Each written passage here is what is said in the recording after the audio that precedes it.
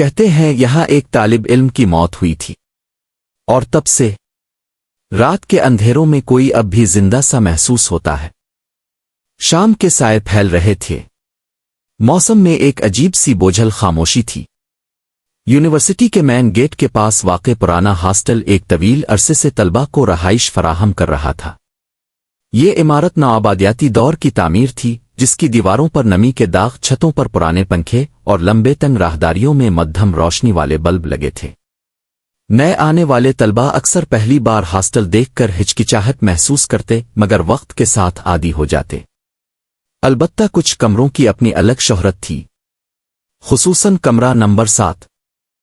کہا جاتا تھا کہ کئی سال پہلے اسی کمرے میں ایک طالب علم پراسرار حالات میں ہلاک ہوا تھا۔ سرکاری رپورٹ میں خودکشی لکھا گیا، مگر جو لوگ اس رات قریب کے کمروں میں مقیم تھے انہوں نے عجیب آوازیں سننے کا دعویٰ کیا تھا۔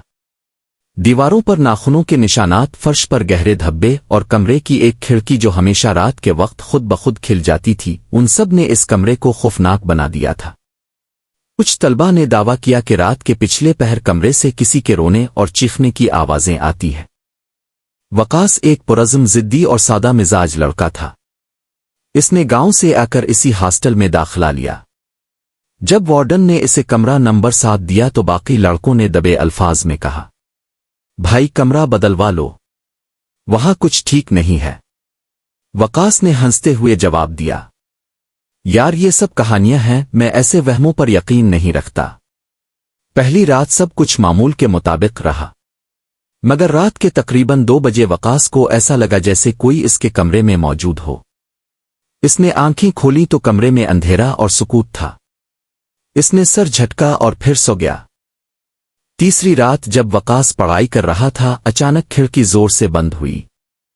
اس نے اٹھ کر دیکھی تو باہر تیز ہوا چل رہی تھی، لیکن حیرت انگیز طور پر ہاسٹل کے باقی کمروں کی کھڑکیاں کھلی تھیں اور کوئی آواز نہیں تھی۔ اسی رات اس نے خواب دیکھا کہ ایک دبلا پتلا لڑکا جس کی آنکھیں اندر دھنسی ہوئی تھیں، کمرے کے کونے میں بیٹھا ہے اور آہستہ آہستہ کہہ رہا ہے، یہ میرا کمرہ ہے، نکل جاؤ۔ وقاص پسینے میں شرابور اٹھ بیٹھا۔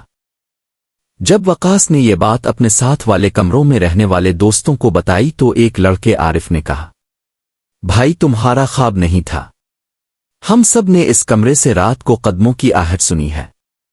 پچھلے سال بھی ایک لڑکا وہاں سے بھاگ گیا تھا۔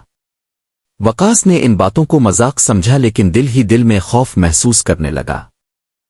چند دن بعد جب وقاص غسل خانے سے واپس آیا تو اس نے دیکھا کہ اس کی کتابوں پر کسی نے سرخ مارکر سے لکھا ہے، مت رکو، چلے جاؤ۔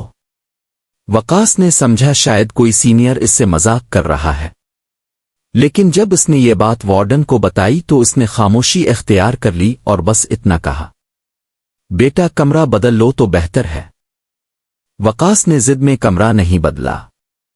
ایک رات دوستوں نے راہداری میں زور کی چیخ سنی۔ جب وہ کمرے میں پہنچے تو دروازہ اندر سے بند تھا۔ توڑ کر کھولا تو وقاص بے ہوش فرش پر پڑا تھا۔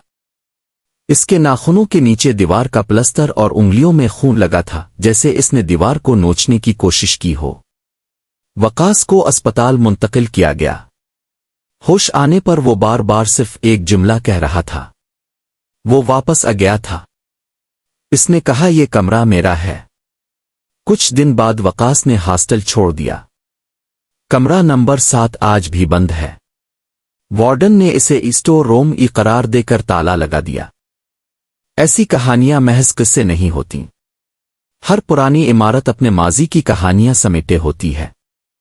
ہاسٹل میں رہنے والے آج بھی قسم کھا کر کہتے ہیں کہ رات کے پچھلے پہر اگر آپ کمرہ نمبر 7 کے قریب جائیں تو ہلکی سی دستک اور کسی کے رونے کی آواز سنائی دیتی ہے۔